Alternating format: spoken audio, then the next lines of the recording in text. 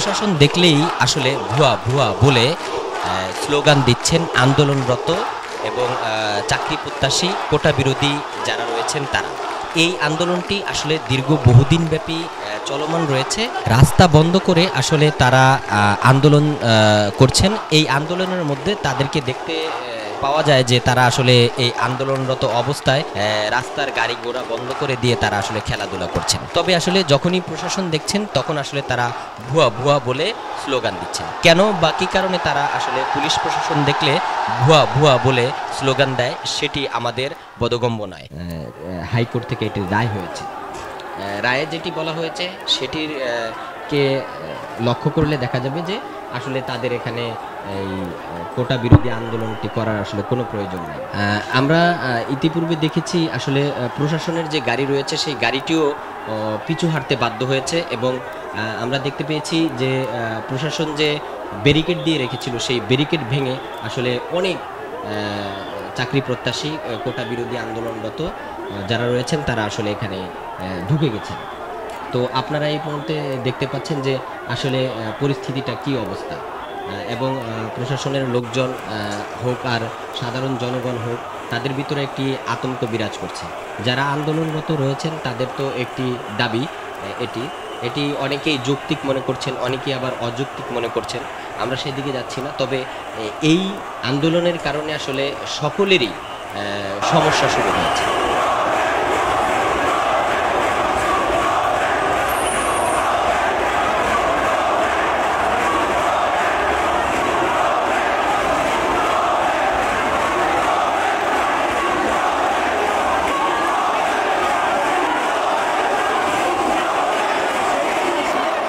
চাকরির ক্ষেত্রে দেখা যাচ্ছে যে আসলে এই কোটা থাকার কারণে মুক্তিযোদ্ধাদের নিয়ে এই কোটাটি বহাল থাকার কারণে আসলে তারা আসলে তাদের এই মেধা প্রকাশ করতে পারছে না বা তাদের এই মেধা দিয়ে তারা চাকরি নিতে পারছে না।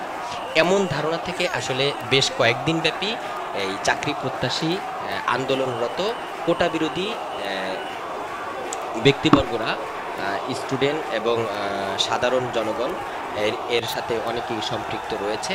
তাদেরকে আমরা দেখতে পাচ্ছি যে আসলে সারা বাংলাদেশের বিভিন্ন স্কুল কলেজ বিশ্ববিদ্যালয়ে এবং বিভিন্ন জেলা উপজেলার মোড়ে মোড়ে আসলে তারা এই মিছিল করছেন, মিটিং করছেন বাংলা ব্লকের নামে। তো আমরা দেখতে পাচ্ছি যে এই মুহূর্তে আসলে বেশ কিছু প্রশাসন রয়েছে আসলে তাদের দায়িত্ব নিয়ে তারা আসলে গতকালকে হাইকোর্টে রায় হওয়ার পরে তাদের যেই বক্তব্য সেটি হলো যে তারা পুলিশ প্রশাসন আসলে কিছুতেই তাদেরকে আসলে রাস্তায় এই জনদুর্ভোগ করতে দিবেন। তো এই জনদুর্ভোগ আসলে বেশ অনেক দিন ব্যাপী আমরা আসলে জনদুর্ভোগের মধ্যে রয়েছি। এই জনদুর্ভোগ মোকাবেলায় আজকে প্রশাসন নেমেছে এবং গতকালকে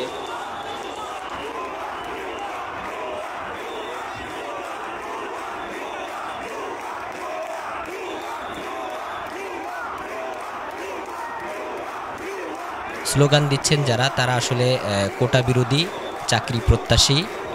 এখানে অনেকেই আছে ছাত্র ছাত্রী এবং অনেকেই আছে পড়াশোনা শেষ করেছেন এবং তারা এই পড়াশোনা শেষ করে আসলে চাকরির জন্য তারা চেষ্টা করছেন। তো তাদের দাবি আসলে তারা অনেক মেধাবী, তাদের এই মেধা বিকাশে সরকার যেন তাদেরকে সরকারি চাকরিতে আসলে সুযোগ দেয়। সেই সুযোগের আশাই আসলে তারা পড়াশোনা করেছেন এবং সবশেষে সারা জীবন যেই পরিশ্রম করবেন, পড়াশোনা করবেন, তারপরে একটি চাকরি করবেন বা ভালো একটি ব্যবসা বাণিজ্য করবেন, এটাই আসলে সকলের প্রত্যাশা।